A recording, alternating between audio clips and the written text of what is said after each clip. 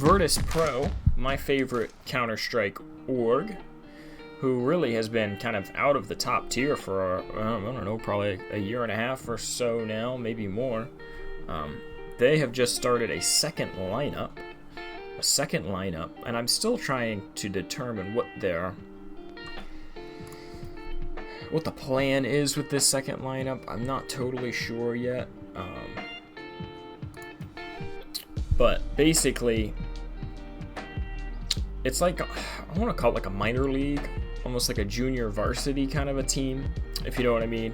It's supposed to be a lower tier team, almost like they're developing a player-based farming system. Like, think about it in terms of American baseball. American baseball has multiple tiers. You've got the major leagues, but then you have other lower level tiers of minor leagues and then like sub-minor leagues that players come up through in order to reach pro level. So I think that what Virtus Pro seems to be doing is generating a way for Russian and CIS Counter-Strike players to come up through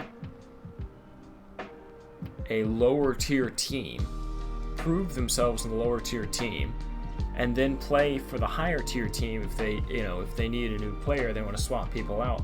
They basically have this larger pool. The concern, I think, from some people is, well, how much money are they spending on this lower tier team in order to develop this system for themselves? I don't know. I don't know how much it costs. I don't know how much the player salaries are going to be for this kind of a lower tier team. I don't know, perhaps the cost is relatively low. Perhaps the contracts are going to be based on what you're able to win, and the players in that particular team are not guaranteed any particular salary. I don't know.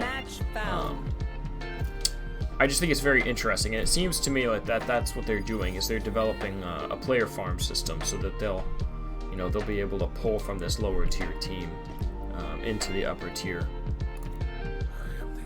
So I don't know. It's interesting, and I think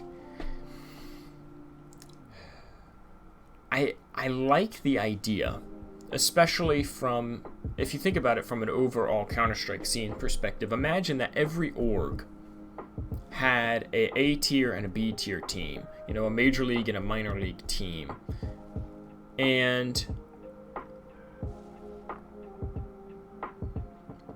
there was a more clear progression for players to play the game, get into the minor leagues and get into the major leagues, right?